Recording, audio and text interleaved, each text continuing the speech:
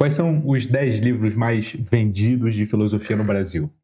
Eu tive uma ideia de fazer uma aula sobre isso, com base no conteúdo da Maria Baderna, professora de filosofia que produz conteúdo especificamente para o Instagram. Obrigado, Maria, pela ideia. Meu nome é Vitor Lima, eu sou seu professor de filosofia de hoje e de sempre, e isto aqui não é filosofia.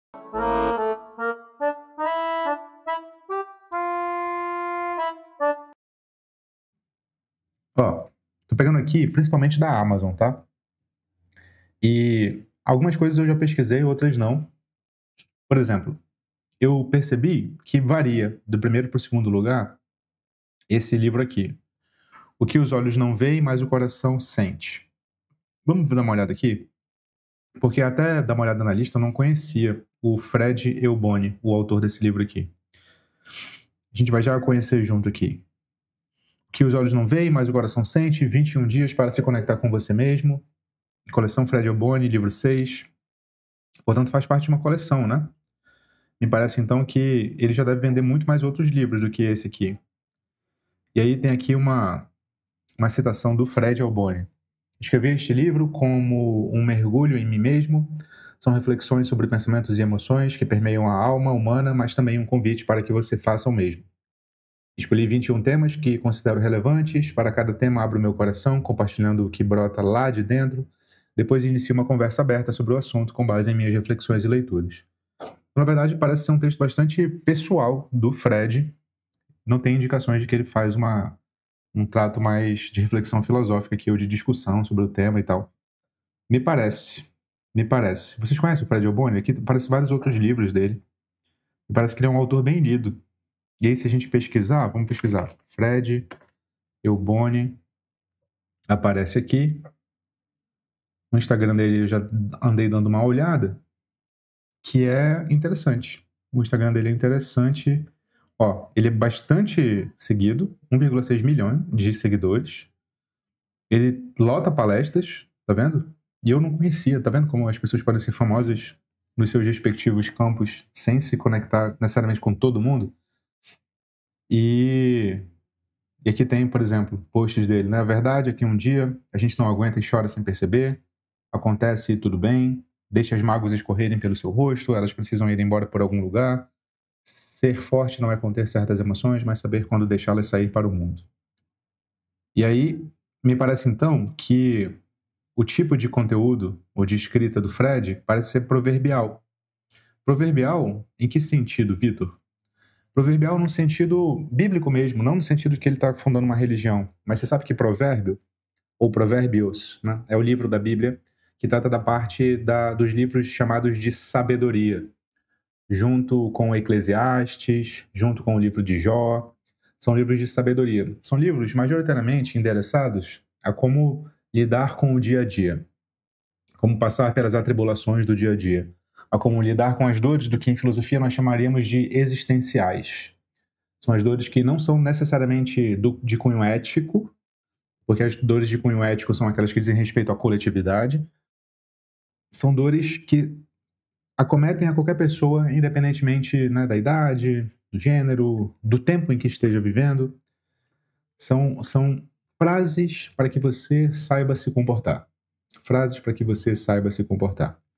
Me parece que é desse tipo. Então, mas não me parece ser filosofia no sentido da reflexão sobre um tema, argumentativa, encontrando os problemas, encontrando as raízes. Me parece ser mais um escrito proverbial. Posso estar muito enganado. O Fred... se você conhece o Fred Albani ou Alboni? Fred Euboni. Coloca aqui nos comentários, fala mais sobre ele e a sua experiência que você tem com ele. E fala se você acha que esse é um livro de filosofia ou não é, né? Aqui nos comentários. O segundo livro, eu estava achando curioso, que é As Confissões do Agostinho. E As Confissões do Agostinho são assim, puta livro. Muito bom livro. Ele foi objeto de leitura no nosso Clube do Livro, o Linhagens, no ano passado. Nós lemos o Agostinho no ano passado. E tá tudo marcado aqui e tal. Sobre o que é o Agostinho nas Confissões, e eu vou falar a minha hipótese do porquê ele está em segundo lugar. O Agostinho, nas Confissões, relata nos seus 13 capítulos, nos 10 primeiros, a sua vida e a sua conversão. Então, é um relato de como ele se converteu, permeado de reflexões teológico-filosóficas. E nos livros, capítulos 11, 12 e 13, é uma interpretação bíblica, na verdade, dele, de partes ali da Bíblia, especialmente do Gênesis, e de como ele interpreta a Bíblia. Então, as Confissões é o relato da vida do Agostinho, seguida de uma reflexão teológica interpretativa sobre a Bíblia. O livro 10 é o mais famoso de todos, porque tem a famosa reflexão sobre o tempo, tão citada na história da filosofia. É um livro único no seu gênero, escrito em primeira pessoa, o Agostinho falando sobre si, refletindo sobre si, e muitos consideram esse livro como um livro existencialista avant la lettre, ou seja, antes da palavra ser inventada. O que isso significa? O existencialismo começa quando o problema central que se coloca não é a realidade, não é o conhecimento, não é a relação com os outros, não é nada disso. É você mesmo. Quando você se coloca como problema central, você está começando a fazer uma reflexão de cunho existencialista. E o Agostinho faz exatamente isso. Por isso que ele é um existencialista avant la lettre. O criador do existencialismo, propriamente dito, o Kierkegaard, lá no século XIX, ele é muito influenciado, tem muitos ecos agostinianos ali. Mas qual que é a minha hipótese de por que o Agostinho está vendendo tanto? Porque o Papa, o Leão XIV, acabou de ser eleito ali pelo conclave, é um Papa agostiniano. Então as pessoas possivelmente estão muito curiosas sobre quem é o Agostinho. E talvez seja por isso, então, que o Agostinho esteja vendendo muito. Se você quiser um vídeo só sobre o Agostinho aqui, coloca nos comentários que eu faço, tá? Vamos ver o terceiro livro aqui. O terceiro livro mais lido não é um livro, né? É o Mito da Caverna. O Mito da Caverna, na verdade, faz parte de um capítulo de um livro, mas ele é muito famoso, né? Em história da filosofia. O Mito da Caverna faz parte desse livro aqui. Tá muito claro aí, né? Mas é A República do Platão, tá vendo? O livro sétimo da República, a República é dividida em livros, né? É em capítulos. O capítulo sétimo da República é sobre a caverna o Mito da Caverna. O Mito da Caverna, também, se você quiser vídeo só sobre ele, me fala aqui nos comentários, mas brevemente, é uma descrição platônica, inventada, didática, alegórica, imagética, sobre o trajeto do filósofo até chegar a ser filósofo. Então, o Platão lá descreve o quanto no início é dolorido e o filósofo sai de lá forçado e não por conta própria. Ele lança a hipótese de que se o filósofo voltasse, ele seria mal recebido ao invés de bem recebido. Enfim, há muitas simbologias sobre esse processo do filósofo de chegar até o mundo das formas, o mundo das ideias, o mundo das essências da verdadeira realidade, digamos assim. Então não é surpresa que ele esteja em terceiro lugar aqui.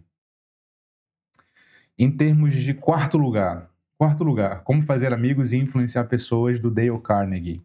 Vocês conhecem esse livro, né?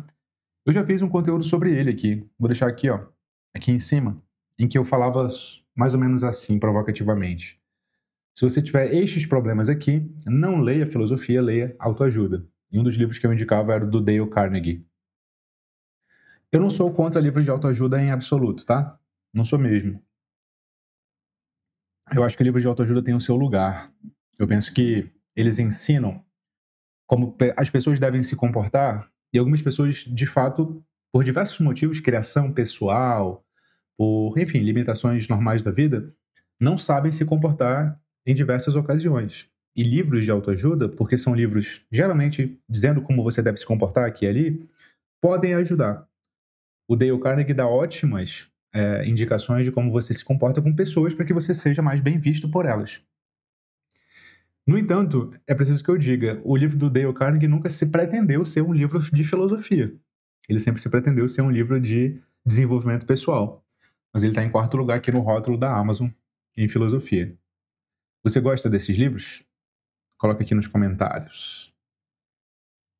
Quinto lugar está As Confissões de Agostinho. É uma edição de capa dura. Então, ó, acho que isso aqui corrobora a minha hipótese lá inicial, né? O Agostinho está em quinto lugar e está em segundo lugar aqui. Mas até agora, nós temos dois candidatos que não são de filosofia, né? O Dale Carnegie e o que os olhos não veem, mas o coração sente, do Fred Alboni. Sexto lugar tem Sociedade do Cansaço. Resumo. Peraí, é obra resumida mesmo? Eu nunca tinha reparado nisso, não. É obra resumida. Olha que interessante. Esse produto é um resumo do livro original de mesmo título. Os efeitos colaterais do discurso motivacional. O mercado de palestras e livros motivacionais está crescendo desde o início do século XXI e não mostra sinais de desaquecimento. Religiões tradicionais estão perdendo adeptos para novas igrejas que já trocaram o discurso do pecado pelo encorajamento e autoajuda. É um livro bastante crítico de autoajuda esse aqui, né? E é interessante como ele esteja ali na lista de livros que estão também em autoajuda, né? E que o ultrapassam. Mostrando que tem uma inclinação das pessoas a não só consumir autoajuda, mas a livros críticos de autoajuda. As instituições políticas, empresariais mudaram o sistema de punição, hierarquia e combate ao concorrente pelas positividades do estímulo, eficiência e reconhecimento social pela superação das próprias limitações. Byung-Chul Han mostra que a sociedade disciplinar e repressora do século XX, descrita por Michel Foucault, perde espaço para uma nova forma de organização coercitiva, a violência neuronal. As pessoas se cobram cada vez mais para apresentar resultados, tornando elas mesmas vigilantes e carrascas de suas ações.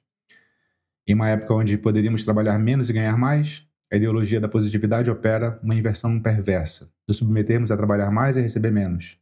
Essa onda do eu consigo, do yes we can, tem gerado um aumento significativo de doenças como depressão, transtornos de personalidade, síndromes como hiperatividade e burnout.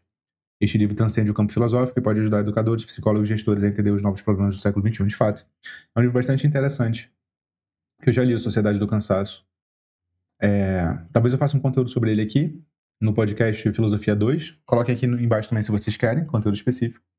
Mas o que eu quero ressaltar é esse resumo aqui, ó.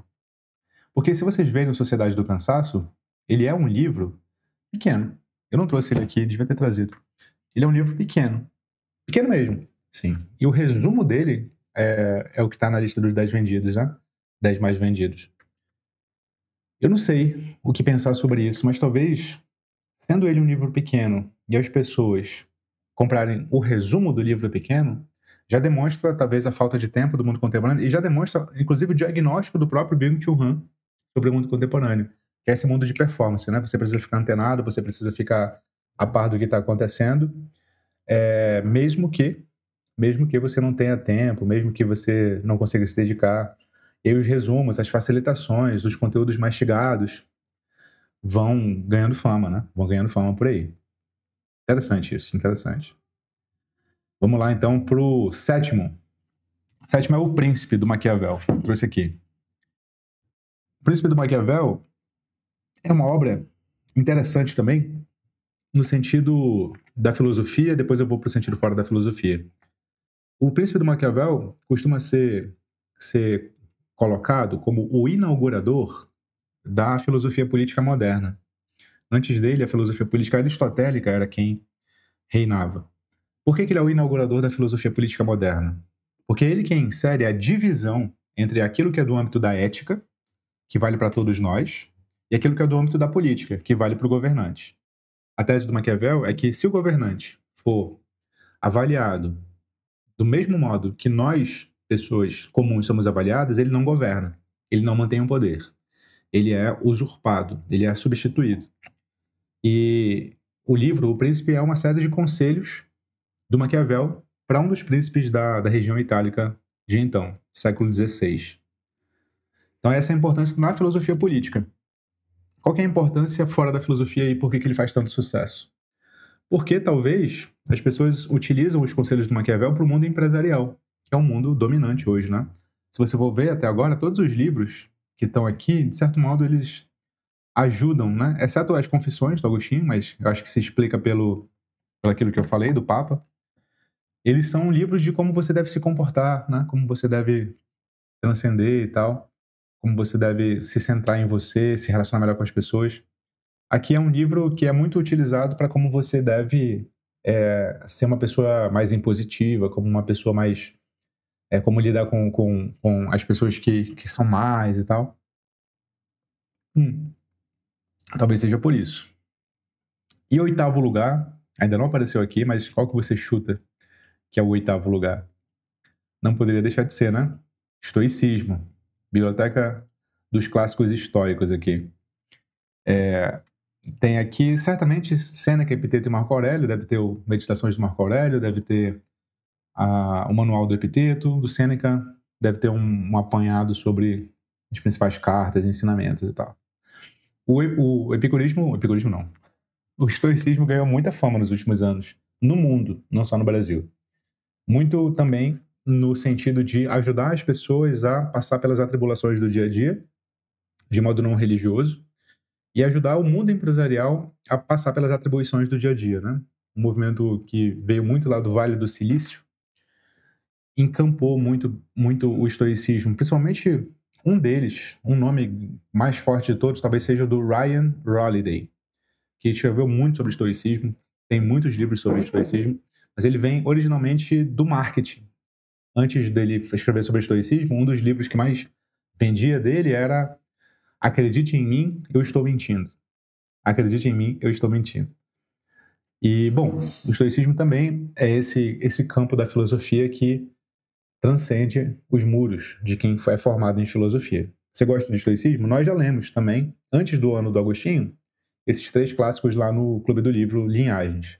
Nós lemos as Meditações, do Marco Aurélio, nós lemos o Manual do Epiteto, que é escrito pelo discípulo dele, né, o Flávio Arriano, não é escrito pelo Epiteto. O Epiteto não escreveu nada, que nem o Sócrates. E nós lemos o Sobre a Ira e Sobre a Tranquilidade da Alma, do Sêneca. São 2 obras, mas que elas foram editadas numa única edição, ali pela Penguin, Companhia das Letras. Muito bom, muito bom.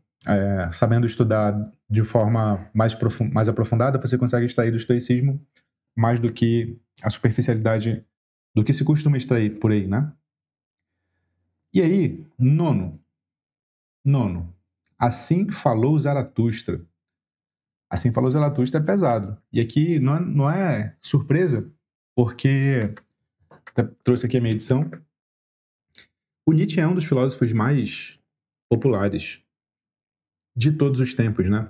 Nietzsche é um dos filósofos mais populares de todos os tempos. Não é de hoje. No Brasil, ele é muito popular. E o Assim Falou Zaratustra é um dos livros mais difíceis da história da filosofia.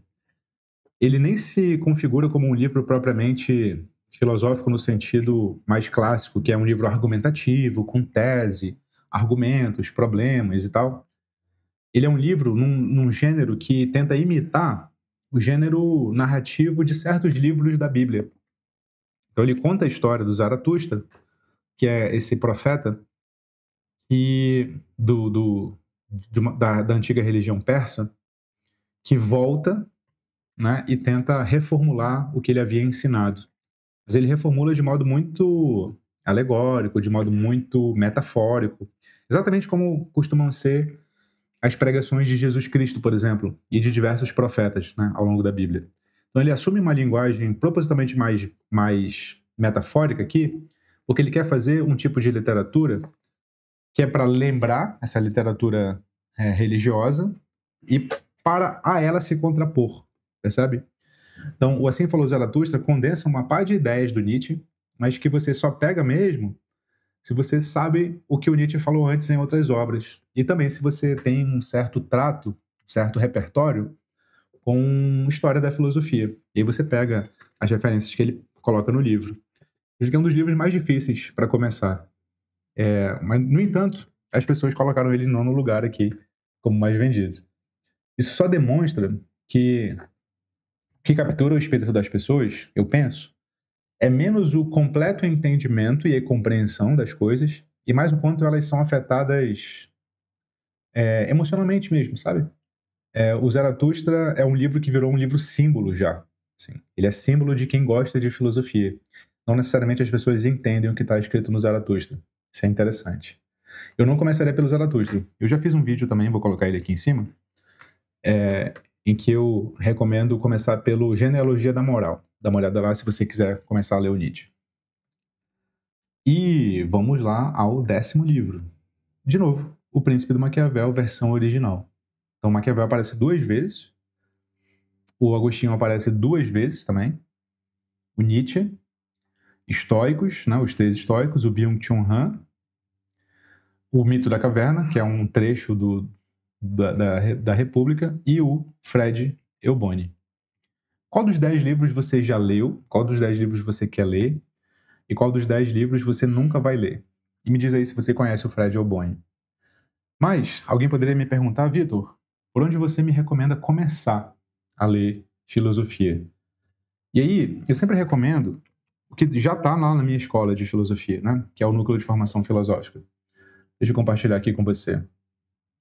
Lá no Núcleo de Formação Filosófica, quando você entra, você faz o seu mapa de estudos personalizado e tal, você cai em uma das 4 fases lá dentro, no curioso, no investigador, no debatedor e no pensador. Mas assim, digamos que você caiu na fase curioso. Você vai fazer 3 cursos, né? O Filosofia Prática, o Modo Siddhartha e o Manuscritos Milenares, né? Que são cursos de técnicas de estudos e o curso de Panorama da Filosofia.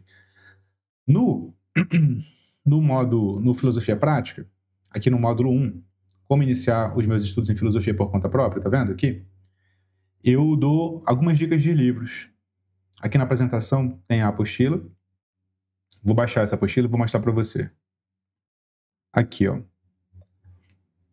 Eu dou bibliografia comentada aqui.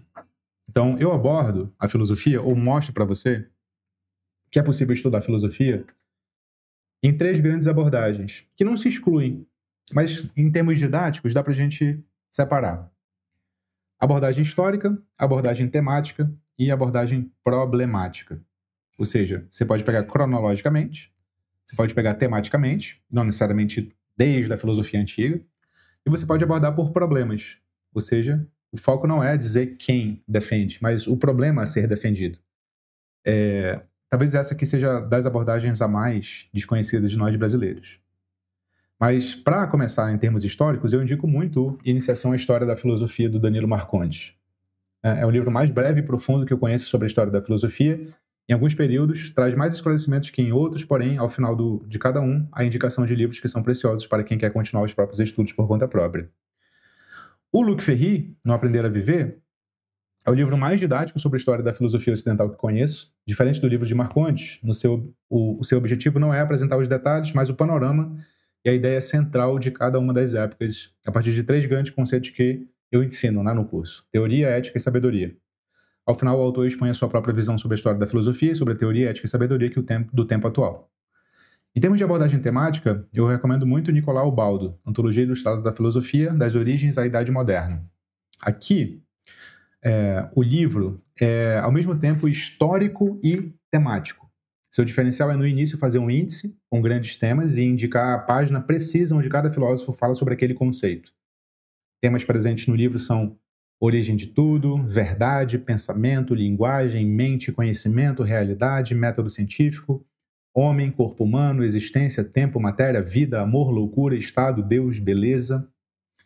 E o Convite à Filosofia também, nessa abordagem temática, eu aconselho muito. É um dos primeiros livros didáticos a serem democratizados no Brasil.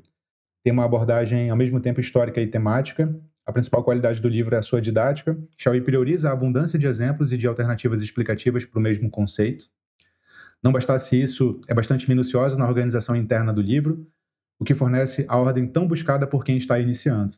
Os temas em que se concentra são filosofia, razão, linguagem, lógica, metafísica, cultura, artes, ética e política. Na abordagem problemática, eu recomendo esse aqui do Thomas Nagel, né? Se você quiser abrasileirar, Nagel. Uma breve introdução à filosofia. É um dos livros modelo nesse tipo de abordagem, a partir de problemas como sabemos alguma coisa, o que é a justiça. Explica os principais conceitos e os principais argumentos e contra-argumentos de modo didático, sem recorrer a inúmeras citações. A melhor introdução possível nessa categoria. E também tem o livro do professor português Desidério Murcho, chamado Filosofia ao Vivo, que é um livro desse professor que leciona lá na Universidade de Ouro Preto, no Brasil. É o melhor manual da categoria em língua portuguesa. O estilo é similar ao do Nagel, direto, didático e sem citações. Uma aula a cada capítulo para novatos e para iniciados. Certo? Recomendo esses 3 aqui. Quer dizer, esses 6, né? Para você que está começando. Você já tinha ouvido falar em algum deles? Se sim, coloca aqui embaixo. Se não, eu vou colocar link também dos livros da Amazon aqui, caso você queira comprar por lá. Você pode comprar em sebo, você pode comprar em livraria, mas se você resolver comprar na Amazon, compra no nosso link que nos ajuda bastante. Certo? Bom, esse aqui é o panorama, esse aqui são as minhas dicas para que você comece a estudar filosofia. E não se esquece de que você é o que pensa. E como sempre, fique com Sócrates.